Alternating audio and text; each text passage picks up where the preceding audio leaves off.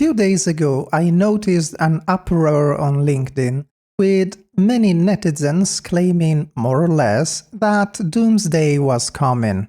Emergencies are a daily occurrence nowadays, so I didn't give it much weight, but driven by a certain degree of curiosity, I started looking for hints about what could possibly be happening anyway. It turns out that the claim that started the panic was this: Estonia has given AI legal personhood. Machines now have rights. The line between human and algorithm has dissolved, and nobody voted on it. But no, this claim is false, and the actual story, the one nobody on LinkedIn bothered to read past the headline, is genuinely more interesting, even though considerably less apocalyptic, and thus probably uninteresting for the clickbait tribe. So what happened? Well, on June 17, Prime Minister Kristen Michal met with AST.ai board in Tallinn, and by the way, that's the AI governing body. During the talk, Michal approved a new plan. Estonia will build an AI ID code.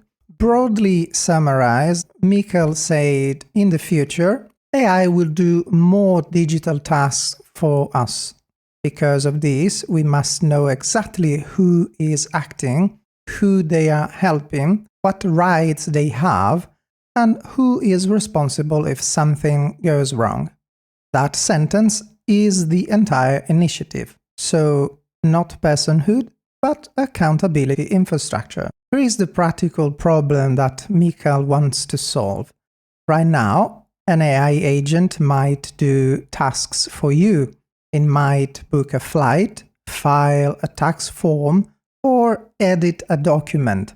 When it does this, it usually has to borrow your entire digital identity. It gets full access to everything you own with no boundaries at all. The new AI ID code changes that completely. Instead of full access, the AI agent gets clear tracked permissions. You set it to only look at your data. You can set it to just write one specific document. You can let it approve a payment up to a strict limit or act only within a set amount of money. The AI can do nothing more than what you safely allow. This is not a small technical detail. It is the reason Estonia moved first. This nation has spent 20 years building the exact digital tools this idea needs. In 2007, Estonia faced a major cyber attack. After that, the country worked with a firm called Guardtime. Together, they built the KSI blockchain. This is a special keyless system. It has kept court and property records safe since 2012. Estonia also already runs Bureaucrat. This is a state AI assistant that helps people use public services. Because of this history, the AI ID code is not a wild guess. It is just the next brick in a solid foundation. Estonia has been building this since before most governments cared about digital identity at all. Now let us look at the other side. This argument is serious and we should not ignore it. Critics say that any official identity system is a hidden danger. They argue that if you give a machine an ID today, you already accept a big idea. You accept that machines are things that can hold a real status. History shows that legal groups tend to grow larger once they get a foot in the door. We have seen this happen before with corporations. We have seen it with the Decentralized Autonomous Organization, or DAO. It has happened with a dozen other new groups.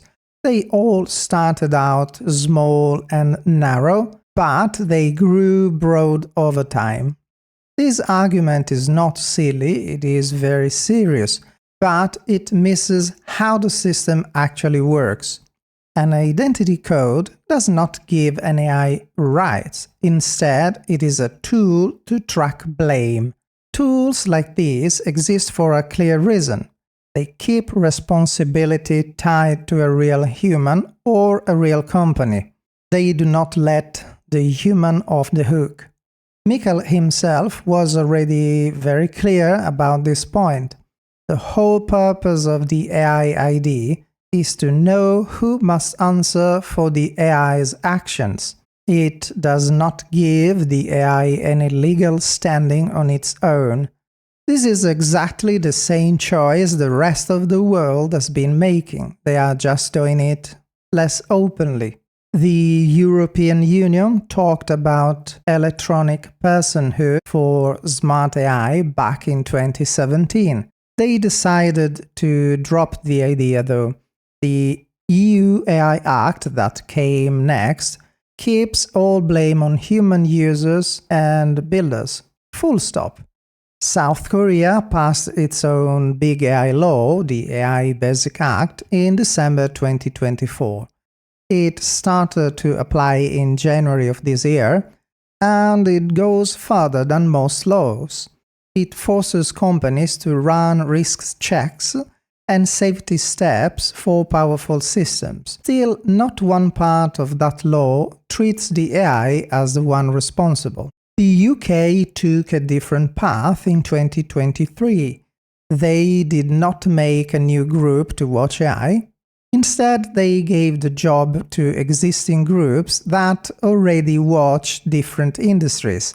But the main point was exactly the same. Human users carry all the blame. There is one comparison, however, we should make. It makes the difference very clear instead of confusing it. We should look at Decentralized Autonomous Organizations, or DAO. In Wyoming, Malta and Switzerland, DAO are seen as a real legal group under specific laws. They can own assets, they can sign contracts, they can run on their own using smart code. That is a completely different legal step than anything any government has done for AI agents so far. Every law we have looked at treats the AI agent like a tool. DAO in those three specific places are treated like real groups. Mixing these two things up is exactly where most of the panic on LinkedIn started, probably. Here is the detail that actually should worry you if you are worried about anything at all. It is not machine rights, it is the lack of matching laws between countries. Canada tried to build a similar law. The Artificial Intelligence and Data Act was moving through Parliament as part of Bill C-27, but it died on the paper in January 2025 when Parliament shut down. It has not been brought back since. Now, Canada runs on a mix of privacy laws, guidebooks, and voluntary rules. There is no single unified law to point to at all. That is the real risk in this space. The risk is not that Estonia is moving too fast toward a scary future where machines get citizenship. The risk is that most places are moving too slowly or not at all. This leaves big businesses to guess which rules they will eventually have to follow. So, where does this leave institutional decision makers? In my 7-step strategy, the first discipline is pinpoint the goal, as you cannot govern what you have not correctly named. The frankly unnecessary uproar around Estonia's initiative is a case study in what happens when that discipline is skipped. And accountability mechanisms get mistaken for a rights framework, and the resulting panic obscures the actual useful signal underneath it. The sign is crystal clear. Limited digital identity for AI agents is coming to business workflows. It is happening whether or not any single company or any single government is done thinking about it. Estonia is simply first. They are building on 20 years of trust tools that most places do not have. If your company is putting AI agents into regular workflows, and by this point in 2026 some of you are, you cannot afford to wait for a global rule to settle. As Canada just showed us, that rule might not arrive anytime soon. But building your own version of Estonia's system is not realistic advice, and I will not pretend otherwise. A single company does not have 20 years of trust infrastructure behind it.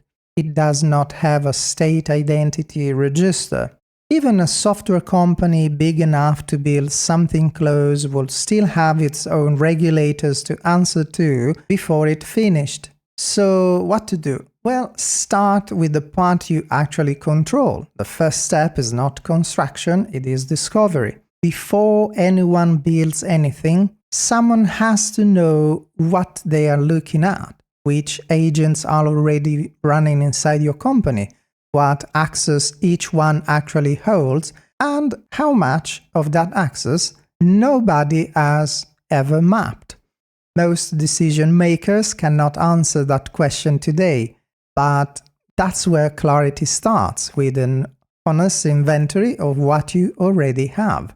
Then I'd suggest a second step, and this one too was never going to be a job for one company. Why? Well, you see, the real gap here is not technical, it is political. Estonia moved because one government decided to move. Canada shows what happens when nobody decides anything. Some of you may remember my episode titled The Non-Decision. You should check that out in case you missed it. If a single company cannot build Estonia's infrastructure, it certainly cannot build Estonia's political will. But no business owner has to sit with that gap alone. This is exactly what business federations exist for. Those who have been following me for a while may know that I sit on the executive board of the Italian largest business federation, Confcommercio. And that's why I can confidently say that raising this question with the government is exactly federation work. So it is not about building the technology, but about applying pressure together on the people who set the rules, so the businesses inside those federations are not left guessing while other countries move first. This is the actual lesson. Not that machines are suddenly becoming people, or that every company has to build its own little Estonia by next quarter. Find out what you are exposed to and stop waiting alone for someone else to close the gap. Alright, that's all for today. If you found value in what I said, please leave a like and subscribe to the channel. See you in the next episode. Ciao!